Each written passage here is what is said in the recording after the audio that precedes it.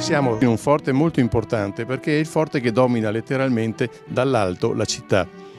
Il forte si chiama Forte San Mattia, viene costruito nel 1843, almeno finito nel 1943, è un forte estremamente complicato, soprattutto perché doveva adattarsi alla morfologia del territorio. Siamo praticamente su un dosso collinare, quindi il forte deve coprire varie quote di livello.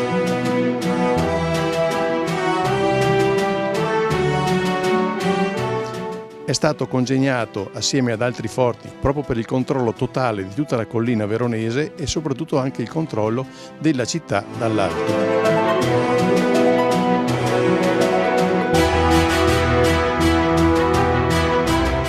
Non lavora da solo, lavora assieme ad altri forti e alle torricelle. I forti che lo coadiuvano, per così dire, sono Forte San Leonardo e poi Forte Sofia, scendendo di quota, mentre andando verso nord invece le 4 torri Massimiliano di San Giuliano, in modo tale che nel caso di un attacco nemico ci fosse un fuoco incrociato sia dal Forte San Mattia verso nord sia dalle torricelle verso sud. In questa situazione la collina era praticamente imprendibile.